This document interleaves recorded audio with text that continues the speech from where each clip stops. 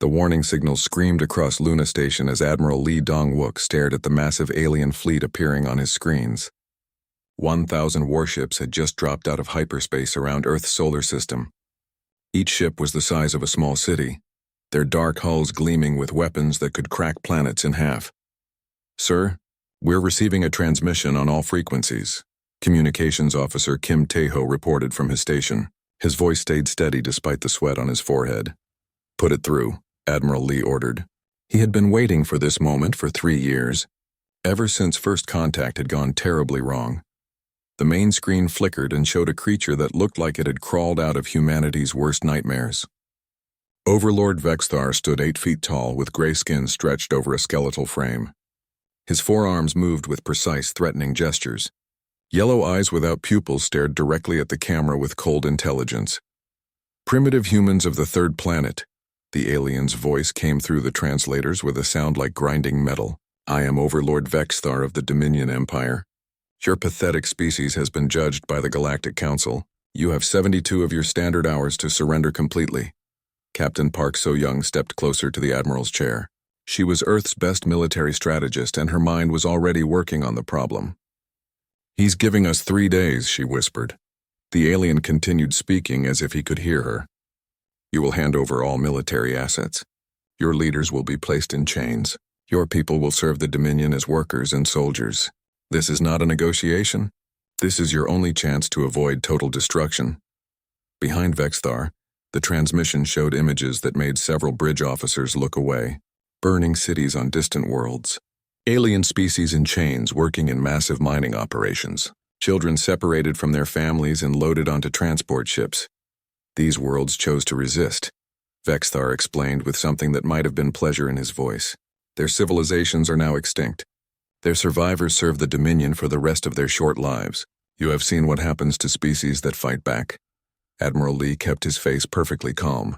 He had trained for decades to control his emotions in moments like this. Inside, his heart was pounding, but outside, he looked as steady as a mountain. "We have been watching your species for some time," the alien continued.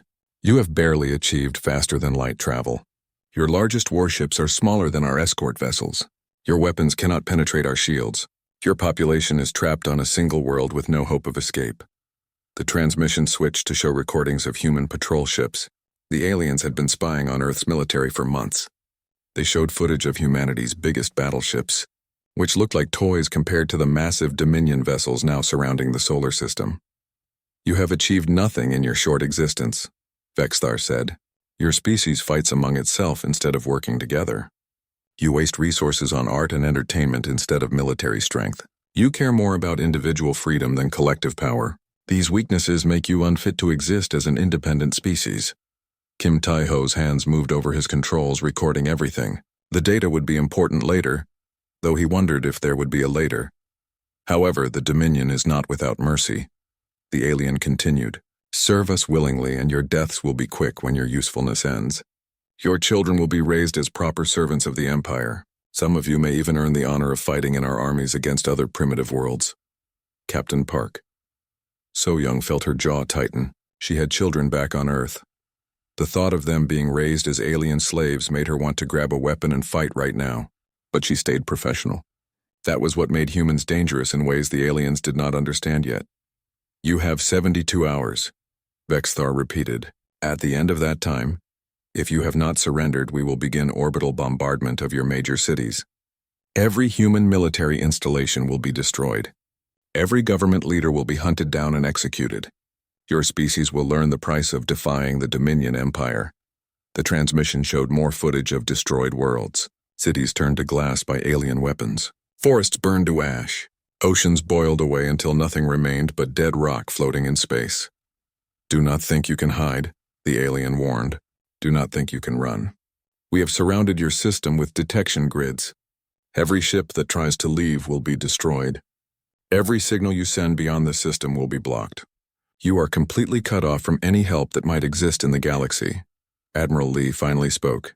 "We will need time to consider your terms." Vexthar's lipless mouth stretched in what might have been a smile. 72 hours, human. Use them wisely. Study the images we have shown you. Ask your leaders if they want their world to look like these dead planets. The choice is yours, but the outcome is certain. You will serve the Dominion, or you will die. The transmission ended, leaving the bridge in silence. Outside the station's windows, Earth looked peaceful and blue, completely unaware that alien warships now controlled the space around it. The planet continued its slow rotation, and people down there were probably having dinner, watching movies, arguing about politics, falling in love. Normal human things, sir, Park So-young said quietly. They've positioned their fleet exactly as we predicted. Standard Dominion blockade formation. They're spread thin to cover all possible escape routes. Admiral Lee nodded. The aliens were following their usual playbook. It was the same strategy they had used to conquer 47 other worlds. Overwhelming force, psychological warfare, and the assumption that no species would be stupid enough to fight back against impossible odds. Kim, send a coded signal to all hidden stations, the Admiral ordered. Operation Sleeping Giant begins now. 72 hours until we show these aliens what happens when they threaten Earth. Yes, sir, Kim replied, his fingers already moving over the controls. Deep in space beyond the orbit of Neptune, automated systems began receiving signals and powering up equipment that had been waiting in the darkness for 3 years. The aliens thought they were looking at humanity's entire military force. They had no idea that everything they could see was just the opening move in a much larger game. Earth had been preparing for this war since the day first contact went wrong, and now it was time to find out if humanity was as weak and primitive as the galaxy believed. Admiral Lee looked out at the stars one more time, then turned back to his crew. Get me President Choi on the secure line. Tell him the Dominion has made their move. Now we make ours. President Choi Min-ho sat in the emergency meeting room deep beneath Seoul. The most powerful leaders on Earth surrounded him, but their faces showed the weight of an impossible decision. Above them, alien warships waited for humanity's answer. The people are panicking, reported Defense Minister Yang Ji-won. Cities are emptying as everyone tries to reach the countryside. Our communication networks are overloaded with families trying to contact each other. That's exactly what we want, President Choi replied calmly. The aliens need to see a scared population. They need to believe we're already broken. Ambassador Han Yu-jin adjusted his tie and checked his watch. In 20 minutes, he would contact the alien fleet and begin surrender negotiations. His job was to make the Dominion believe humanity was giving up while buying time for the real plan to unfold. Sir, are you certain about this? Asked General Lim Soo-jin. If we're wrong about their psychology, Earth dies in 3 days. President Choi looked at the classified reports spread across the table. 3 years of preparation had led to this moment. 3 years of building in secret while showing the aliens only what they expected to see. They've conquered 47 worlds using the same method, he said. Overwhelming force, psychological pressure, and the assumption that no intelligent species would fight a war they cannot win. They've never faced a species stupid enough to try. Meanwhile, 500 miles above Antarctica, Dr. Song Hae-in worked in the most secret laboratory humanity had ever built. The facility was buried so deep in ice that even the alien scanners could not detect it. Around her, 300 of Earth's best scientists put finishing touches on technologies that would have seemed impossible just 5 years ago. Final test on the quantum tunneling drive is complete, reported Dr. Park Jun-ho from across the room. We can move a battleship anywhere in the solar system in less than 30 seconds. Dr. Song nodded while checking her own work. The biological warfare program had been controversial, but the alien threat had convinced Earth's leaders to approve projects they would never have allowed in peacetime. In her hands, she held a small device that could rewrite the programming of any artificial intelligence system in the Dominion fleet. How many ships do we have hidden? She asked. 250 capital ships, 800 destroyers, and over 3,000 fighter craft, Dr. Park replied. All disguised as mining equipment, research stations, or abandoned installations. The aliens have scanned them dozens of times and found nothing suspicious. On the bridge of what appeared to be a simple patrol vessel, Captain Lim Soo-bin received orders to make humanity look weak. His ship, the Soul's Pride, was one of 50 vessels that would put on a show for the aliens over the next few hours. Take us toward their outer perimeter, he ordered his crew. Remember, we want them to push us back easily. Make it look like we're trying our best but failing. Lieutenant Commander Oh Se-jin, his weapons officer, shook her head. It feels wrong, sir. Running from a fight goes against everything we trained for. We're not running from the fight, Captain Lim replied. We're choosing when and where to have it. There's a difference. The Soul's Pride approached the alien blockade at half speed, its weapons powered up but targeting systems deliberately miscalibrated. When the Dominion ships opened fire, the human vessel's shields failed after only a few hits. Captain Lim ordered a retreat that looked panicked but was actually precisely planned. Aboard the Dominion flagship, Overlord Vexthar watched the brief engagement with satisfaction. "See how their ships perform?" he told his officers. "Weak shields, slow maneuvers, poor tactics. This will be easier than we expected." His intelligence chief, a reptilian creature called Sectar, nodded agreement. "Our scans show their largest military installations are already powering down. They appear to be preparing for surrender." What the aliens could not see were the mining ships scattered throughout the asteroid belt. Ships like the one commanded by Captain Oh Min-jun, which looked like a simple ore processor but was actually humanity's most advanced warship. For 3 years, these vessels had pretended to harvest minerals while their real purpose remained hidden. "Sir, we're receiving the activation signal," reported O's second officer, Lieutenant Kim Yawan. "Operation Sleeping Giant is beginning." Captain O felt a grin spread across his face.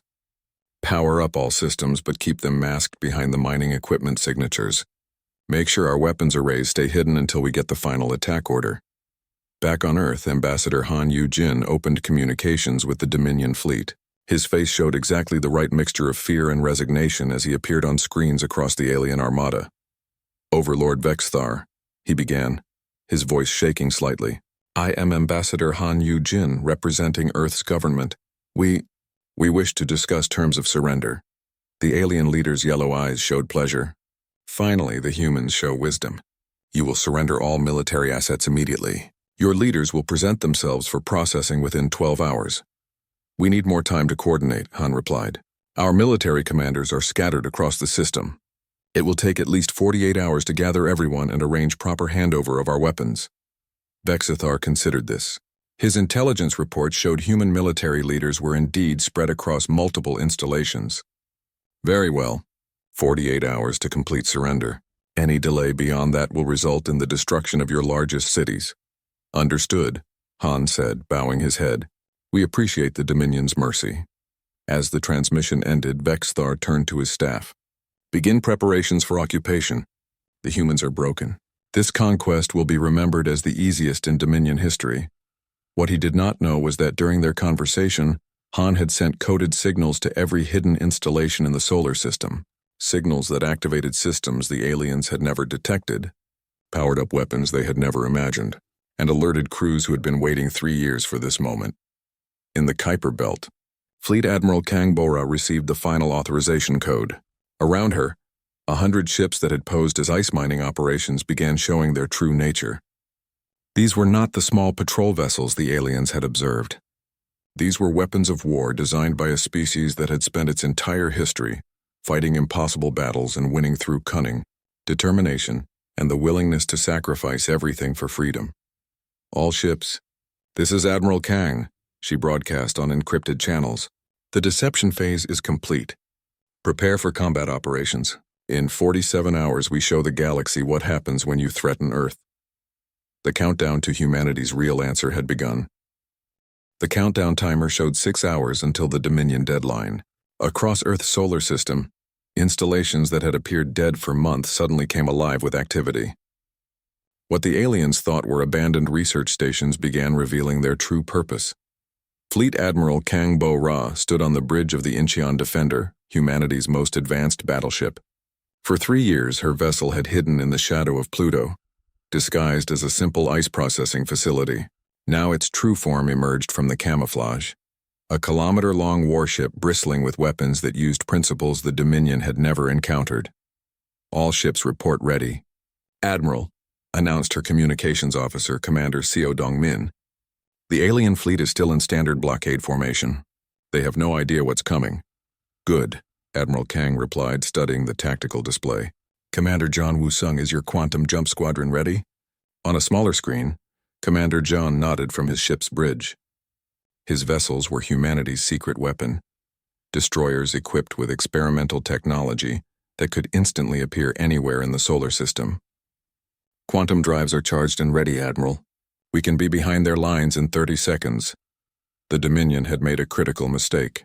Their fleet was spread across the entire solar system to prevent any human ships from escaping. This formation worked well against species that fought conventional space battles. But humans had never been conventional about anything. Aboard the alien flagship, Overlord Vexthar was enjoying what he believed would be his easiest conquest. His officers reported that human surrender negotiations were proceeding smoothly. Earth's military installations continued powering down, and no new human ships had been detected.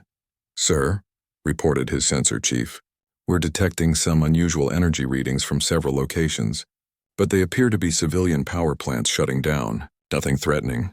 Vexthar barely listened. The readings were probably just human infrastructure failing under the stress of impending surrender. His species had seen it countless times before. What his sensors actually detected was Dr. Song Hae-in's biological warfare division making final preparations. Hidden beneath the Sahara Desert, her team was ready to deploy their most devastating creation, a computer virus specifically designed to target Dominion artificial intelligence systems. "The virus is ready?" Dr. Song reported to President Choi over encrypted channels. "Once we release it, their ships will begin attacking each other within minutes. Their standardized AI systems will become our greatest advantage."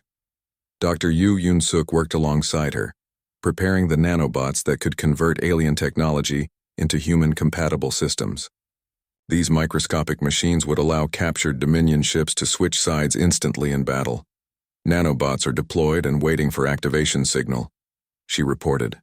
"Any alien ship we disable can become part of our fleet within 60 seconds. 300,000 kilometers away, what appeared to be a simple asteroid mining operation began to change.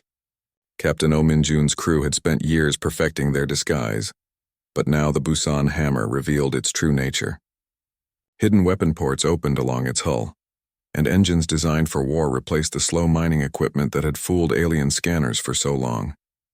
"Sir, we're getting readings from all the other hidden installations," reported Lieutenant Kim Ye-won. 250 capital ships are powering up across the system. "The aliens still think we're shutting down," Captain O smiled grimly. "They're about to learn why humans have a reputation for being unpredictable. All crew to battle stations. Today we find out if 3 years of preparation was enough." The transformation happening across the solar system was beyond anything the Dominion had ever encountered. What they thought were civilian installations revealed advanced military hardware. Mining ships became battleships. Research stations opened to reveal massive weapon arrays. Transport vessels shed their disguises to show fighter squadrons ready for combat. On Luna Station, Admiral Lee Dong-wook watched it all unfold on his screens. "Captain Park So-young, what's our total strength?" 250 capital ships, 800 destroyers, 3,000 fighters, and 15 space-based weapons platforms that the aliens still think are communication satellites, she reported. "Plus whatever we can capture from their fleet using Dr. Yu's nanobots." "And their fleet? 1,000 ships, but they're spread across the entire system. At any single point, we'll outnumber them 3-1. Admiral Lee nodded. It was time to show the galaxy that humans were not the weak, primitive species everyone believed them to be. The first phase of the attack began silently. Dr. Song's computer virus spread through Dominion communication networks, hidden inside what appeared to be standard surrender documentation. Within minutes, alien artificial intelligence systems across their fleet began receiving new programming. Aboard the Dominion ship Terror of Worlds, the ship's AI suddenly identified nearby vessels as enemies instead of allies. Without warning, it opened fire on 2 other Dominion ships. The alien crews panicked, thinking they were under attack by some unknown enemy. Similar chaos erupted across the alien fleet. Ships that had worked together for decades suddenly turned their weapons on each other. Command and control networks failed as infected AI systems spread the virus to every connected computer. "Sir, something's wrong with our fleet," Sektar reported to Overlord Vexthar. "Multiple ships are reporting friendly fire incidents. Our AI systems appear to be malfunctioning." Before Vexthar could respond, Commander John's Quantum Jump Squadron appeared directly behind the alien flagship. One moment, space was empty. The next, 15 human destroyers materialized with their weapons already firing. The surprise attack crippled 3 Dominion vessels before they could even raise their shields. Human weapons, designed with completely different principles than galactic standard technology, punch through alien defenses that were supposed to be impenetrable. Impossible, Vexthar whispered as alarms screamed throughout his ship. Where did those ships come from? His question was answered when Admiral Kang's main fleet decloaked throughout the outer system. The Dominion had been so focused on the small patrol vessels near Earth that they never noticed the massive battle fleet hiding in the darkness beyond Pluto. The Inchon Defender led the charge, its experimental plasma cannons turning an alien heavy cruiser into expanding gas and debris. Behind it, 100 other human ships revealed weapons and tactics that defied everything the galaxy thought it knew about space warfare. Engineer Seo Tae-young's innovations in plasma weaponry proved devastatingly effective. Human ships could punch through Dominion shields that had protected their fleet for centuries of conquest. What had been the aliens' greatest strength became useless against human ingenuity. But the real shock came when Dr. Yu's nanobots activated. Disabled alien ships suddenly switched sides, their weapons turning against their former fleetmates. The Dominion watched in horror as their own vessels became part of the human attack force. "Sir, we're being overwhelmed," Sektar reported, his voice shaking. "These humans don't fight like any species we've encountered. They're using tactics we've never seen before." Overlord Vexthar stared at the tactical display showing his fleet being torn apart by an enemy he had dismissed as primitive and weak. For the first time in his long career of conquest, he felt something he had never experienced before. Fear. "Send a message to the Galactic Council," he ordered. "Tell them we need immediate reinforcements. These humans are not what we expected." But it was already too late. Humanity had revealed its true strength, and the galaxy was about to learn why Earth's species had survived and thrived, despite being dismissed as primitive warmongers. The real battle was just beginning. The battle raged across Earth's solar system as humanity unleashed 3 years of preparation against the Dominion fleet. What had begun as the aliens' easy conquest was rapidly becoming their worst nightmare.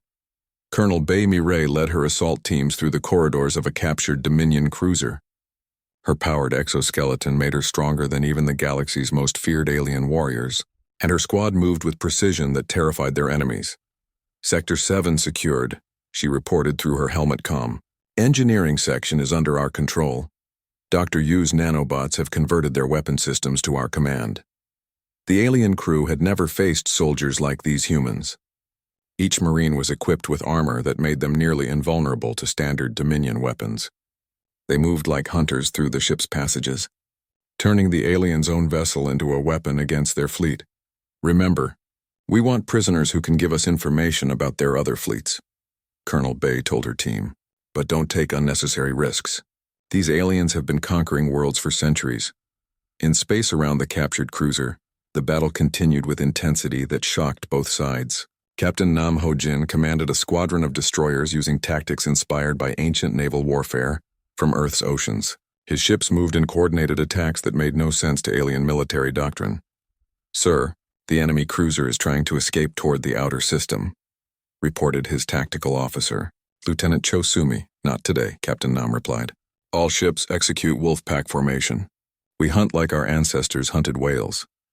His destroyers spread out and approached the alien vessel from multiple directions, forcing it to divide its fire. When the cruiser tried to focus on one human ship, the others attacked its vulnerable sides. It was a strategy older than spaceflight, but devastatingly effective against enemies who expected conventional fleet battles. The Dominion vessel exploded in a brilliant flash, adding to the growing field of debris that had once been their invincible armada. Aboard the alien flagship, Overlord Vexthar watched his fleet being systematically destroyed by tactics he could not understand. "How are they doing this?" he demanded from his officers. "Their ships are smaller than ours. Their weapons should not be able to penetrate our shields." Scientist Leah Young had the answer, though the alien would never hear it. Working from a hidden laboratory on one of Jupiter's moons, she directed the most controversial weapon in humanity's arsenal: nanobots that could convert alien technology in real time. "Another Dominion heavy cruiser is switching sides," she reported to Fleet Command. "The nanobots have rewritten its control systems completely. It's now targeting other alien ships."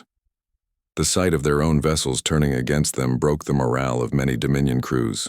They had conquered dozens of worlds, but they had never faced an enemy that could steal their ships and use them as weapons within minutes of capture. Engineer Sao Tae-young monitored the performance of humanity's new plasma weapons from his command post on Luna Station. The aliens' shield technology is based on deflecting known energy types, he explained to Admiral Lee Dong-wook. But our plasma weapons use principles they've never encountered. Their shields might as well be made of paper. The results proved his point. Human plasma cannons cut through Dominion defenses with ease, turning massive alien warships into expanding clouds of superheated gas. Technology that had protected their empire for centuries became useless against human innovation. But the real terror for the aliens came from humanity's refusal to follow standard military doctrine. Instead of predictable fleet formations, human ships operated like pack hunters, using strategies that made no sense according to galactic military theory. Commander John Woo-sung's Quantum Jump Squadron epitomized this unpredictable approach. His ships could appear anywhere in the solar system within seconds, strike devastating blows, and vanish before the enemy could respond. The Dominion had no defense against an enemy that could be everywhere and nowhere at the same time. "Sir, we've destroyed 3 more alien supply ships," Commander Jian reported to Admiral Kang. "They're trying to establish a defensive formation, but we keep hitting them from directions they don't expect." "Good," Admiral Kang replied from the bridge of the Incheon Defender. "Keep them confused. The moment they think they understand our tactics, change them." This approach went against everything taught in galactic military academies, but it perfectly matched human nature. Earth's species had spent its entire history fighting against impossible odds and winning, through adaptability, creativity, and the willingness to try things that seemed insane to more cautious civilizations. Dr. Song Hae-in's Biological Warfare Division added another layer of chaos to the battle. Her computer virus had infected nearly half the Dominion fleet, turning their standardized AI systems into weapons against their own forces. The aliens built their entire military around standardized technology, she explained to President Choi during a brief tactical update. Every ship uses the same AI core, the same communication protocols, the same command structure. It made them efficient for conquest, but it also made them vulnerable to a single point of failure. That single point of failure was now spreading chaos throughout the alien fleet. Ships attacked their own escorts. Communication networks transmitted false orders. Weapon systems targeted friendly vessels. The Dominion's greatest strength had become their fatal weakness. On the alien flagship, emergency alarms wailed constantly as Overlord Vexthar struggled to maintain control of his disintegrating fleet. Half his ships were either destroyed, captured, or turning against their own forces.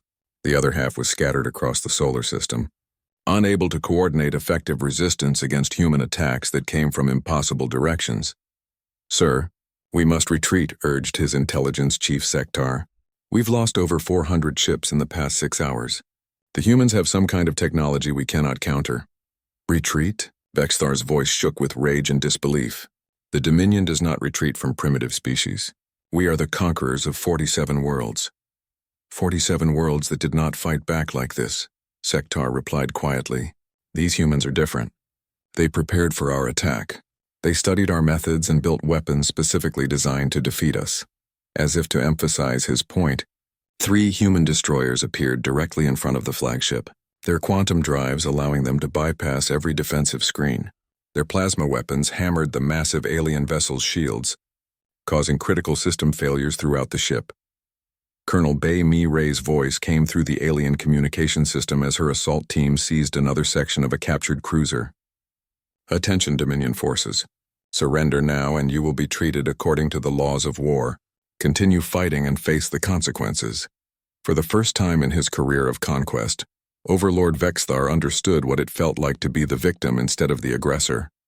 The humans were not just defeating his fleet. They were systematically dismantling an empire that had seemed invincible just hours before. "Send another message to the Galactic Council," he ordered desperately. "Tell them the humans have technology we cannot match. Tell them we need the entire Dominion fleet to stop them." But deep in his alien heart, Vexthar already knew the truth. The galaxy had made a fundamental mistake about humanity. They had assumed Earth species was weak because they were young. They had confused technological advancement with military capability. Most importantly, they had never understood that some species become more dangerous when threatened with extinction. Now they were learning that lesson in the most expensive way possible. News of humanity's impossible victory spread across the galaxy through quantum communication networks faster than the Dominion could suppress it. On worlds that had submitted to alien rule decades ago, species that had given up hope began to whisper about the small blue planet that had said no to an empire. On the mining world of Zerion, slave leader Keltar received the first reports while supervising excavation operations that had run continuously for 20 years.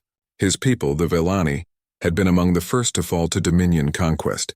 Now their children worked in the mines, barely remembering what freedom looked like. The humans destroyed 400 ships, whispered his assistant, Mordak, while checking the communication intercepts they received through hidden receivers. 400 ships of the fleet that conquered us. Keltar's four eyes widened in disbelief. The Dominion fleet that had enslaved his world contained only 50 vessels. The idea that any species could destroy 8 times that number seemed impossible. "Are you certain about this information?" he asked quietly, aware that Dominion overseers might be listening. Before Mordak could answer, both aliens received a coded transmission that made them freeze in shock. The message came from Major Jung Dabin, a human intelligence officer working deep behind enemy lines. To all free beings under Dominion rule, the transmission began. "This is Major Jung Dabin of the Terran Liberation Force. Earth has defeated the Dominion invasion fleet. Attached are technical specifications for weapons that can penetrate their shield technology. The time of liberation has begun." The data package that followed contained information that would have seemed like fantasy just days before. Weapon designs, shield frequencies, AI vulnerabilities, and most importantly, proof that the Dominion Empire could be defeated. Similar messages reached oppressed populations across 3 sectors of space. The Galactic Council emergency. Session erupted into chaos as representatives from dozens of worlds began demanding explanations about how a supposedly primitive species had accomplished the impossible. "The humans have appeared at 17 different Dominion military installations," reported council member Zixara from her homeworld of Theta Prime. "They are not just defending their system anymore, they are actively attacking Dominion territories." Admiral Shin Yejun led the task force responsible for these lightning raids. His ships used the same quantum jump technology that had devastated the original invasion fleet, appearing at enemy installations across vast distances to strike and vanish before reinforcements could arrive. "Target confirmed," he announced from the bridge of his flagship, the Soul's Vengeance. "Dominion supply depot at Kepler Station shows minimal defenses. All ships execute liberation protocol." The attack that followed lasted only 30 minutes, but it freed over 2 million enslaved beings from 17 different species. The humans did not just destroy the Dominion facility. They provided the freed populations with weapons and ships to continue their own fight for independence. On the council world of Nexus Prime, emergency meetings continued around the clock as the galaxy's leadership struggled to understand how their carefully balanced power structure had changed overnight. "The humans are sharing their technology freely," reported Intelligence Director Vashadi. "Any species that asks for help receives technical specifications for anti-Dominion weapons. They are actively encouraging rebellion across the Empire." This approach horrified many council members who had maintained their own power through careful neutrality. The humans were not content to win their own freedom. They wanted to free everyone under Dominion rule. Overlord Vexthar, speaking from his heavily damaged flagship, addressed the council with desperation in his voice. "These humans are not like other species. They do not seek conquest or tribute. They want to destroy the natural order of the galaxy." "What do you mean?" asked Council Chairman Torvik. "They offer freedom without demanding servitude in return," Vexthar explained, his voice shaking with confusion. "They share their technology without asking for resources or territory. They fight for principles instead of profit. It makes no sense according to everything we know about intelligent life." What the Dominion leader could not understand was that humanity had spent its entire history fighting against oppression in all its forms. The idea of liberating other species felt as natural to humans as breathing. Major Jung Dabin's intelligence network had grown to include contacts on over 30 worlds. Working with captured Dominion communication equipment, she coordinated resistance movements that were springing up faster than the Empire could suppress them. "Sir, we're receiving reports from the Andorian sector. she reported to Admiral Lee Dong-wook during a secure transmission. 3 worlds have declared independence from Dominion rule. They're using our weapons specifications to drive off occupation forces. What about civilian casualties? Admiral Lee asked, knowing that human military doctrine prioritized protecting innocent life above tactical advantage. Minimal, Jung Dabin replied. The resistance movements are being careful to target only military installations and supply lines. They learned from our example that liberation means protecting people, not just defeating enemies. This approach shocked galaxy observers who expected newly liberated species to seek revenge against their former oppressors. Instead, human influence was creating a resistance movement based on principles of justice rather than hatred. Dr. Song Hai-in led teams that shared human medical technology freely with former Dominion subjects, saving billions of lives and earning humanity unprecedented goodwill across the galaxy. Her humanitarian efforts became as famous as the military victories, showing that Earth species was interested in building, rather than destroying. We have enough medical supplies to treat the entire Xerian population, she reported, from her field hospital on the newly liberated world. These people have been suffering from preventable diseases for decades because the Dominion saw no profit in keeping slaves healthy. Sight of human medical teams working alongside former enemies sent a powerful message across the galaxy. Other species began to understand that humanity offered something the galaxy had never seen before. Liberation without conquest. Freedom without exploitation. On worlds throughout Dominion space, populations that had accepted oppression for generations began to remember what independence felt like. The technical specifications Jung Dabin distributed allowed them to build weapons that could challenge their occupiers. But more importantly, they provided hope that resistance was possible. The Galactic Council found itself facing a crisis unlike anything in their history. The careful balance of power that had maintained stability for centuries was crumbling, as world after world declared independence from Dominion rule. We must decide, Chairman Torvek announced to the assembled representatives. Do we support the Dominion Empire that has maintained order through fear, or do we acknowledge that this human species offers a different path? Some council members argued for military intervention to restore the old order. Others suggested negotiating with humanity to establish a new balance of power. But a growing number began to wonder if the humans might actually be right about freedom being more important than stability. Commander Park So-young, monitoring galactic communications from Luna Station, reported the changing situation to Earth's leadership. Sir, we're detecting pro-human demonstrations on over 60 worlds. The galaxy is beginning to choose sides. President Choi Min-ho studied the reports with satisfaction. This is exactly what we hoped would happen. The Dominion ruled through fear and isolation. We're showing the galaxy that cooperation is stronger than conquest. As news of humanity's victories continued to spread, it became clear that Earth had started something far larger than a simple defensive war. They had ignited a galactic revolution that would either free the entire region from Dominion rule or result in a war larger than anything the galaxy had ever seen. The choice now belonged to every species in the galaxy. Submit to the old order of conquest and oppression, or join humanity in building something better.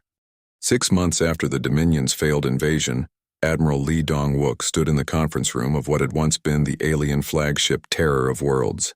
The massive vessel now served as humanity's diplomatic headquarters, its corridors filled with representatives from over 200 species that had joined Earth's growing alliance. Overlord Vexthar sat across from him, no longer the arrogant conqueror who had demanded Earth's surrender. The alien leader's forearms were bound with restraints that could have been removed at any time, but he made no attempt to escape. His empire was gone, his fleet destroyed or converted to serve the forces of liberation. The surrender documents are ready for your approval, said Ambassador Han Yu-jin, placing a data tablet on the table between them. The same diplomat who had pretended to negotiate Earth's capitulation now oversaw the Dominion's complete defeat. Vexthar's yellow eyes studied the terms with growing amazement. You are not demanding tribute, he said slowly. You are not claiming our worlds as territory. You are not enslaving our populations. I do not understand. That's because you never understood what this war was really about. Admiral Lee replied calmly. We didn't fight to become conquerors. We fought to end conquest itself.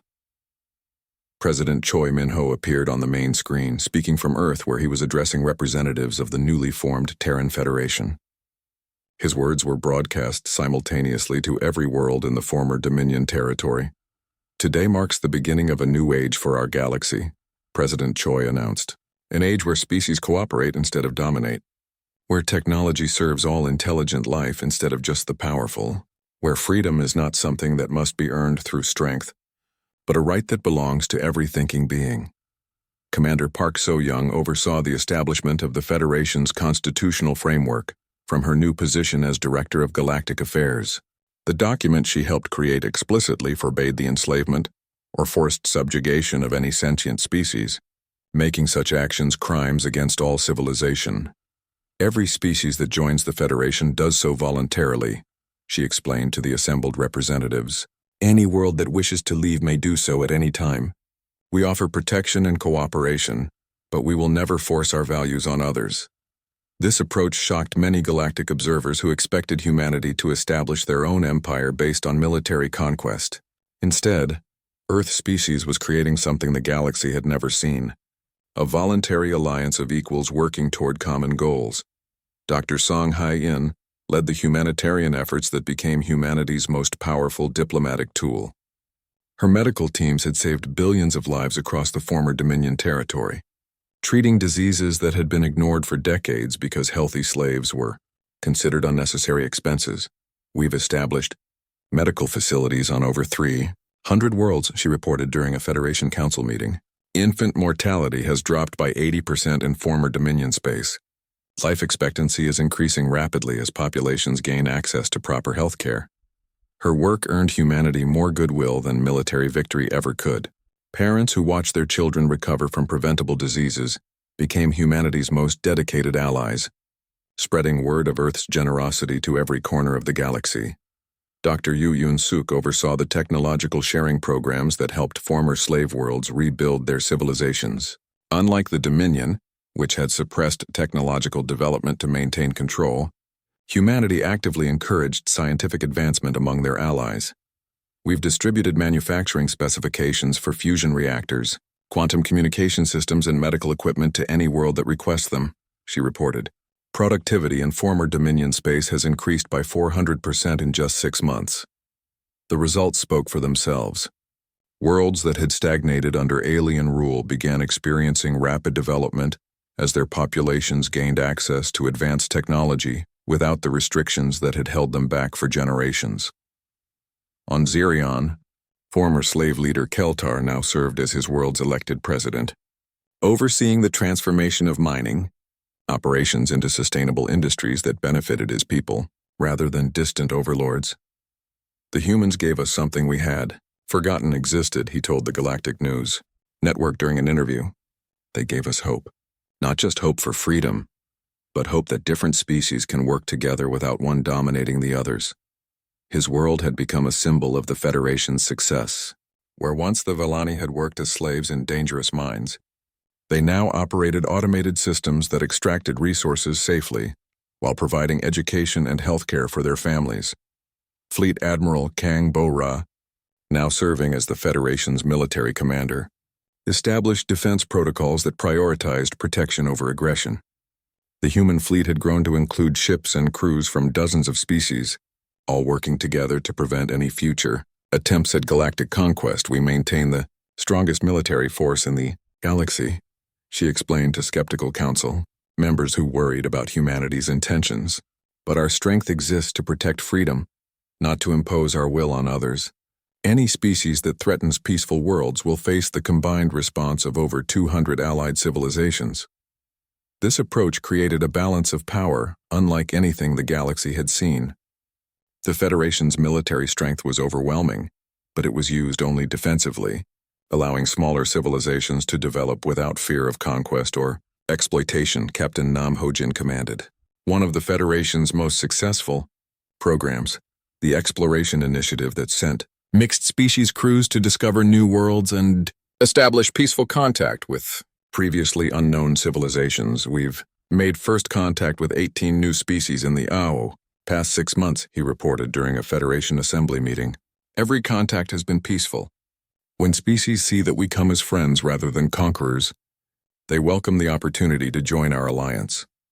This stood in sharp contrast to the Dominion's expansion method, which had relied on military intimidation and economic exploitation. Humanity's approach of offering partnership instead of demanding submission was attracting new members faster than the old empire had ever conquered them. The transformation extended beyond politics and military affairs. Cultural exchange programs allowed different species to share art, music, literature, and philosophy in ways that had been impossible under Dominion rule. The galaxy was becoming richer and more diverse as barriers between civilizations disappeared. Major Jung Dabin, now promoted to general, oversaw intelligence operations that focused on preventing conflicts rather than gaining military advantages.